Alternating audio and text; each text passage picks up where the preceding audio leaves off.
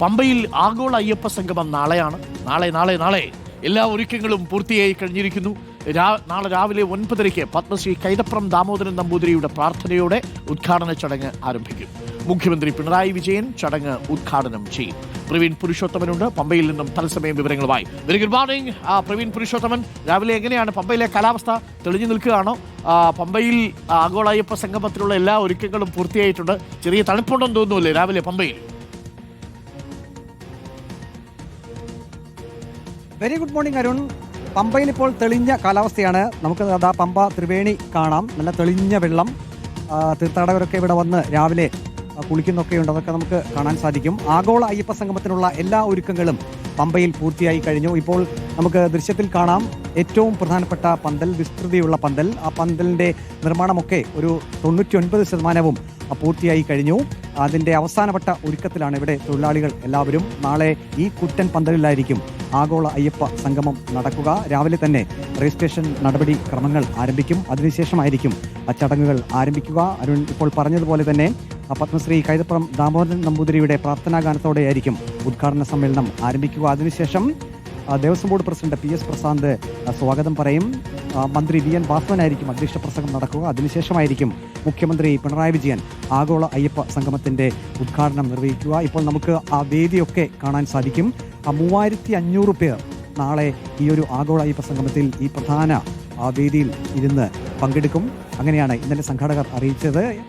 കഴിഞ്ഞ ദിവസം വരെ 3000 പ്രതിനിധികൾ പങ്കെടുക്കുമെന്നായിരുന്നു നമുക്കൊക്കെ ഒരു അറിയിപ്പ് കിട്ടിയിരുന്നത്. പക്ഷേ ഇന്നലെ അവലോകന യോഗത്തിന് ശേഷം ദേവസ്വം മന്ത്രി VN വാസവൻ വാർത്താ സമ്മേളനം നടത്തിയിരുന്നു. അദ്ദേഹം പറഞ്ഞത് 3500ഓളം പ്രതിനിധികൾ ഈ ഒരു ആഗോള അയ്യപ്പ സംഗമത്തിൽ പങ്കെടുക്കും എന്നാണ്. ഏറ്റവും പുറകിൽ നമുക്ക് കാണാൻ സാധിക്കും പ്രധാനപ്പെട്ട സ്റ്റേജ് കാണാൻ സാധിക്കും. അവിടെയാണ് അതിനോട് ചേർന്ന് തന്നെ VIP റൂമുകളൊക്കെ സജ്ജമാക്കിയിട്ടുണ്ട്. മുഖ്യമന്ത്രി പിണറായി വിജയൻ മറ്റ് വിശിഷ്ട വ്യക്തികളെല്ലാം നാളെ ഗംഭീര ഓഡിറ്റോറിയം ആണല്ലോ.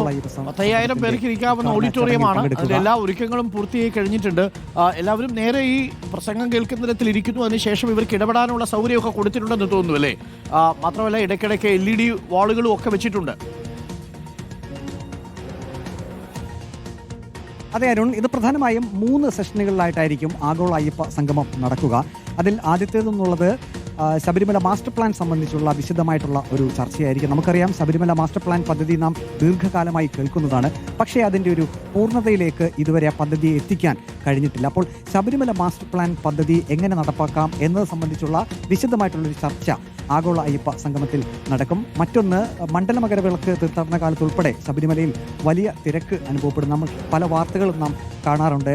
തിരക്ക് മൂലം അയ്യപ്പ ഭക്തരൊക്കെ ബുദ്ധിമുട്ടുന്നത്. അപ്പോൾ ക്രൗഡ് മാനേജ്മെന്റ് അത് എങ്ങനെ സാധ്യമാക്കാം എന്നത് സംബന്ധിച്ചുള്ള വിശദമായിട്ടുള്ള ഒരു ചർച്ച തന്നെ ആഗോള അയ്യപ്പ സംഗമത്തിൽ നടക്കും. മറ്റൊന്ന് പിൽഗ്രിം ടൂറിസം കേന്ദ്രമാക്കി മാറ്റുന്നത് സംബന്ധിച്ചുള്ള ചർച്ചകൾ നടക്കും. ഒരു സംശയം നമുക്ക് തോന്നുന്നത്, അത് നമ്മൾ ഇന്നലെ മന്ത്രി VN വാസവനോട് നേരിട്ട് ചോദിക്കുകയും ചെയ്തു. ഇത്രയും 3500ഓളം പ്രതിനിധികൾ പങ്കെടുക്കുമ്പോൾ എങ്ങനെയായിരിക്കും ഓരോരുത്തരുടെയും അഭിപ്രായങ്ങൾ കേൾക്കുക എന്നുള്ളത്. അതിന് മന്ത്രി VN വാസവൻ മറുപടി പറഞ്ഞത്, ഒരു ചോദ്യാവലി തങ്ങൾ തയ്യാറാക്കി എല്ലാവർക്കും കൊടുക്കും. ഇതിൽ പങ്കെടുക്കുന്ന എല്ലാവർക്കും കൊടുക്കും. അവരുടെ അഭിപ്രായങ്ങളും നിർദ്ദേശങ്ങളും ഒക്കെ ആ ചോദ്യവലിക്കുള്ള മറുപടിയിലൂടെ ദേവസ്വം ബോർഡിന് സമർപ്പിക്കാവുന്നതാണ്. അപ്പോൾ ആരിൽ നിന്നും, അതായത് ഓരോരുത്തരിൽ നിന്നും അഭിപ്രായങ്ങൾ എടുക്കുകയും അതെല്ലാം പരിഗണിച്ചുകൊണ്ടായിരിക്കും ഭാവിയിൽ ഇനി ശബരിമല എങ്ങനെയാകണം എന്നത് സംബന്ധിച്ചുള്ള ഒരു പദ്ധതിക്കൊക്കെ രൂപം നൽകുക. ഇന്നലെ മന്ത്രി VN വാസവൻ പറഞ്ഞത്, ഈ ഒരു ആഗോള അയ്യപ്പ സംഗമത്തിന് ശേഷം ശബരിമലയിൽ വലിയ മാറ്റങ്ങൾ വരാൻ പോകുന്നു. പ്രത്യേകിച്ചും ഈ ശബരിമല മാസ്റ്റർ പ്ലാൻ പദ്ധതി ഉൾപ്പെടെയുള്ള കാര്യങ്ങളിൽ വലിയ ഉപയോഗിച്ചുകൊണ്ട് മാത്രം അതൊരു കൂടുതൽ ക്ഷണിക്കപ്പെട്ട അതിഥികൾക്ക് ഇരിക്കാൻ വേണ്ടി സോഫകളും മന്ത്രിമാരും ഒക്കെ പങ്കെടുക്കുന്നു. അതെ അതെ അതെ അതെ അതെ അതെ ഇത്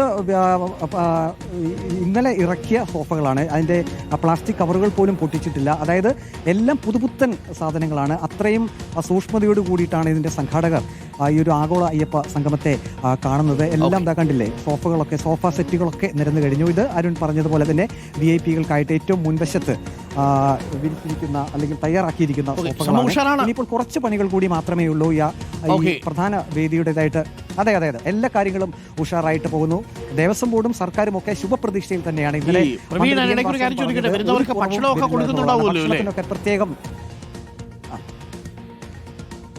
അതെ അതെ അതെ അതാണ് പറഞ്ഞത്. ഭക്ഷണത്തിനുള്ള അതിൻ്റെ കാര്യങ്ങളെല്ലാം ചെയ്യുന്നത് ഹിൽ ടോപ്പിലായിരിക്കും. ഹിൽ ടോപ്പിൽ പ്രത്യേക ഹാൾ തന്നെ അവിടെ തയ്യാറാക്കിയിട്ടുണ്ട്. അവിടെയായിരിക്കും ഭക്ഷണത്തിനുള്ള സൗകര്യങ്ങൾ ഒരുക്കുക. മറ്റൊന്ന് ഇവിടെ പ്രധാനപ്പെട്ട ബാങ്കുകളുടെയൊക്കെ ഒരു സ്റ്റാളുണ്ട്. ഒപ്പം തന്നെ ദേവസ്വം ബോർഡിൻ്റെ പ്രത്യേക സ്റ്റാളുണ്ട്. അവിടെ ശബരിമലയുടെ ഐതിഹ്യം അതൊക്കെ സംബന്ധിച്ചുള്ള വിവിധ ബോളുകളും ഒപ്പം തന്നെ വലിയ പ്രതിമകൾ അങ്ങനെയുള്ള കാര്യങ്ങളൊക്കെ തയ്യാറാക്കിയിട്ടുണ്ട്. അങ്ങനെ വിപുലമായിട്ടുള്ള രീതിയിൽ തന്നെയാണ് ആഗോള അയ്യപ്പ സംഗമം നാളെ നടത്താൻ പോകുന്നത്. Thank you Praveen. എന്തായാലും ഒന്നൊന്നര ഒരുക്കങ്ങളാണ് നടക്കുന്നത്. പമ്പയിലെ വേദിയിൽ നിന്നാണ് ഞങ്ങളുടെ പ്രതിനിധി പ്രവീൺ പുരുഷോത്തമൻ ചേർന്നിരിക്കുന്നത്. ജിർബിയാന പന്തലൊക്കെ ഇട്ടിട്ട് വലിയ സംവിധാനമാണ് അവിടെ ഒരുക്കിയിരിക്കുന്നത്. സംഭവം കൊള്ളാം. അപ്പോൾ ഇനി അറിയേണ്ടത് അതുകൊണ്ട് എന്തെങ്കിലും പ്രയോജനം ഉണ്ടാകുമോ എന്നുള്ളതാണ്. ശബരിമല മാസ്റ്റർ പ്ലാനിൻ്റെ അനുസരിച്ച് ശബരിമലയുടെ വികസനം സാധ്യമാക്കുക, അവിടെ വരുന്ന ഭക്തജനങ്ങൾക്ക് ആയാസരഹിതമായ ദർശനം നടത്തി തിരിച്ചു വരാനുള്ള സാഹചര്യം ഒരുക്കുക എന്നുള്ളതാണ്. എന്തെങ്കിലുമൊക്കെ നടന്നാൽ മതി, നടക്കട്ടെ. ഇത്തരം കാര്യങ്ങളൊക്കെ മനുഷ്യർ ഒരുമിച്ച് ചേരുകയും അവർ അഭിപ്രായം പറയുകയൊക്കെ ചെയ്യുന്നത് വലിയ സന്തോഷമുള്ള കാര്യമല്ലേ. അതിനകത്തിപ്പോൾ പ്രത്യേകിച്ച് നമ്മൾ വിവാദം ഉണ്ടാക്കിയിട്ട് വലിയ കാര്യമില്ലല്ലോ. എന്നാൽ അതേസമയം വിമർശിക്കേണ്ട വിഷയങ്ങളെ വിമർശിക്കുക തന്നെ വേണം. അത് ഈ സംഗമവേളയിൽ തന്നെ ആളുകളൊക്കെ ചോദിക്കുക, ഇന്ന് ചെയ്ത് ശരിയായില്ല എന്ന് പറയാനുള്ള ഒരവസരവും കൂടി അവിടെ കൊടുക്കണമെന്നുള്ളതാണ്. പക്ഷേ 10,500-ഓളം ആളുകൾ വരുമ്പോൾ ഒരു സെക്കൻഡ് പോലും ആൾക്കാർക്ക് സംസാരിക്കാനുള്ള സമയം കിട്ടില്ലല്ലോ. ആകെ ഒരൊറ്റ ദിവസം നീണ്ടു നിൽക്കുന്ന അയ്യപ്പ സംഗമമാണ്. കുറച്ചധികം ആളുകൾ സംസാരിക്കും, മറ്റുള്ളവർക്ക് പ്രതികരിക്കാനുള്ള ഷീറ്റുകൾ കൊടുക്കും, അവരെഴുതി ഒപ്പിട്ട് തിരിച്ചു പോകും. അതാണ് സംഭവിക്കാൻ സാധ്യതയുള്ളത്. ചിലർക്ക് കുറച്ച് ഡൊണേഷനൊക്കെ വാഗ്ദാനം ചെയ്യും. അതൊക്കെ നമ്മൾ പ്രതീക്ഷിക്കുന്നു. പക്ഷേ എങ്കിലും നല്ലതാണ് ഇത്തരം കൂട്ടായ്മകളൊക്കെ. നേരത്തെ ഇത് നടത്തിയിരുന്നത് പമ്പാ സംഗമം എന്ന പേരിലാണ്. ഇപ്പോഴാണ് അതിന് ആഗോള അയ്യപ്പ സംഗമം എന്ന പേര് വരുന്നത്. അത് നമ്മുടെ ലോക കേരള സഭ പോലെ ഒരു വലിയ ആശയത്തിൽ നിന്ന് വന്നതാണ്. കാര്യങ്ങളൊക്കെ നടന്നാൽ മതി. തത്വമസി എന്നാണ്, അത് നീയാകുന്നു എന്നല്ലേ.